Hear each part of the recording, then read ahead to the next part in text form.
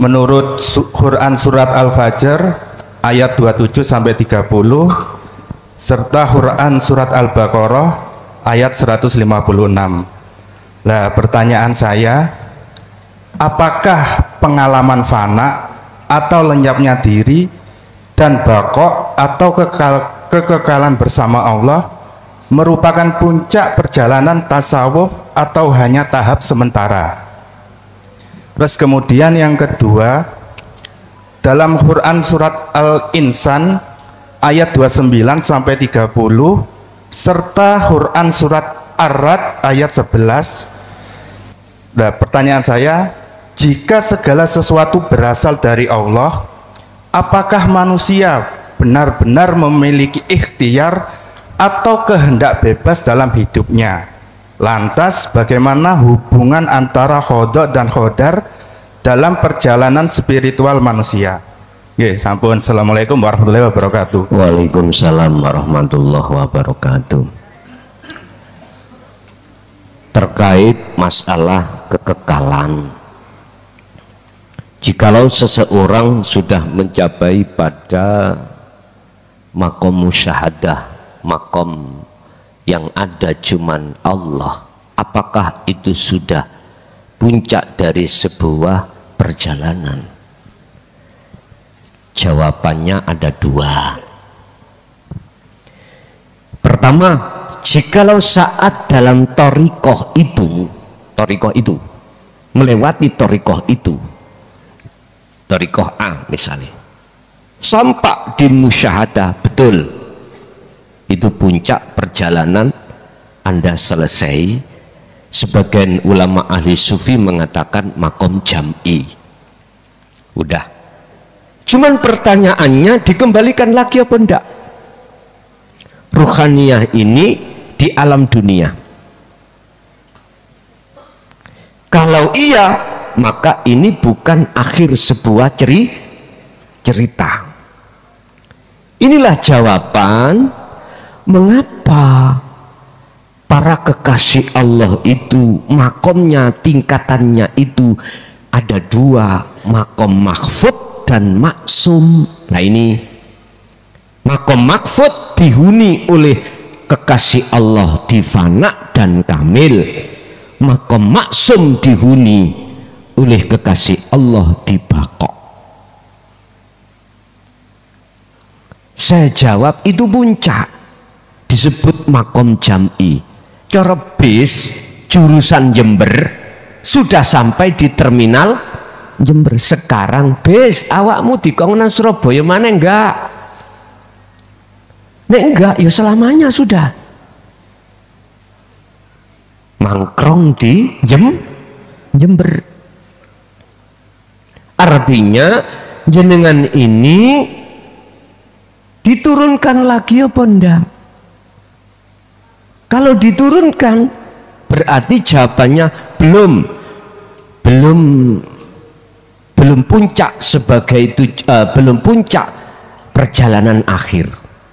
Berarti tetanda kalau kita itu masih ada di fana ataupun di kamil. Ini makom mahfud yang tujuannya apa?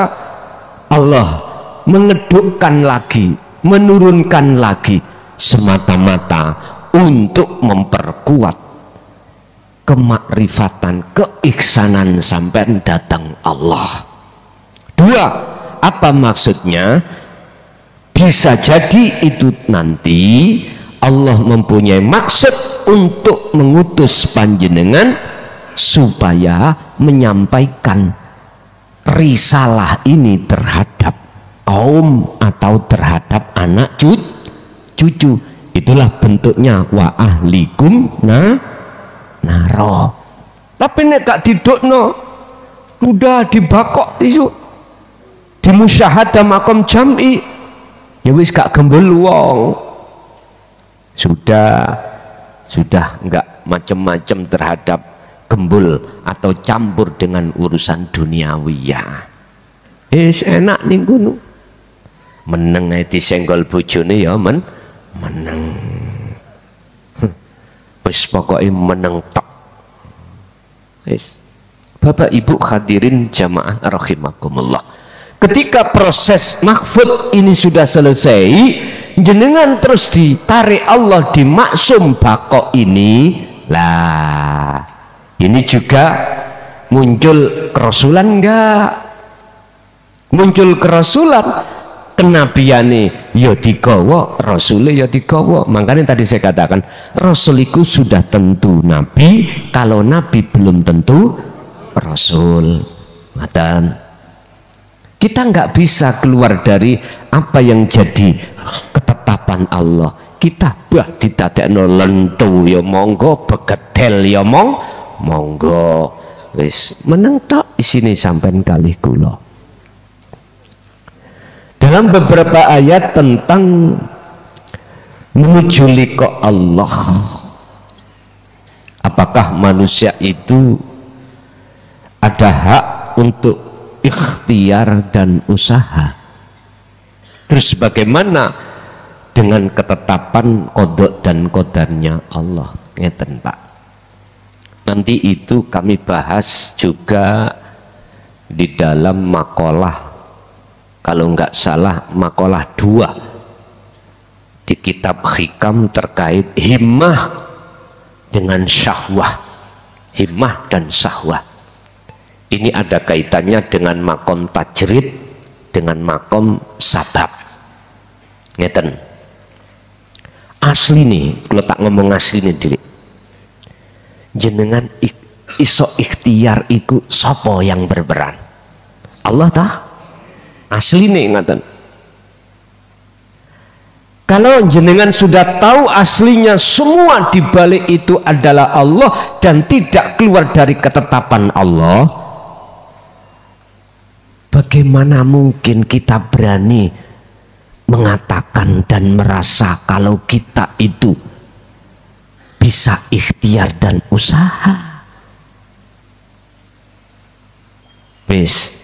Tapi kalau ini saya tarik di dalam hukum seakan-akan hukum koyoke menungso, namanya ikhtiar usaha koyok-koyoke kita Pak. Sehingga disitulah munculnya hukum sebab musabab.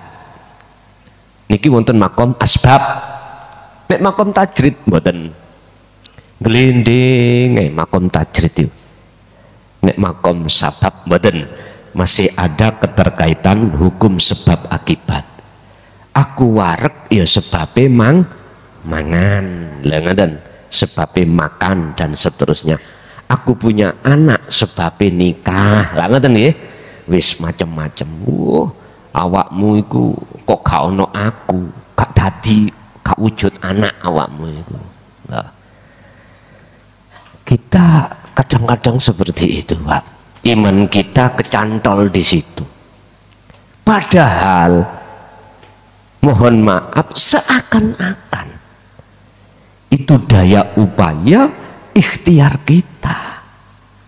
Tapi kalau kita mau sedikit aja menoleh yang sebenarnya, akhirnya usaha, ikhtiar itu tidak berlaku bagi kita. Apa mungkin Gusti Allah iku, oh Gusti Allah usaha, Gusti Allah ikhtiar lah, mboten mungkin toh. Inilah perpaduan antara hukum syariat dan hakikat seirama. Miturut syariat memang benar manusia itu punya hak kewajiban untuk ikhtiar. Jikalau itu bagus, ikhtiar kita untuk melakukan. Jikalau itu enggak bagus, ikhtiar kita untuk meninggalkan. Supaya tidak terjadi. Tapi yang sering tidak kita sadari, siapa di belakang kita itu. Sedikit aja jenengan menoleh yang sebenarnya, maka ikhtiar dan usaha di mata Allah itu gak disebut ikhtiar dan usaha. Dan itulah proses ketetapan qada dan qadarnya Allah. Mekaten.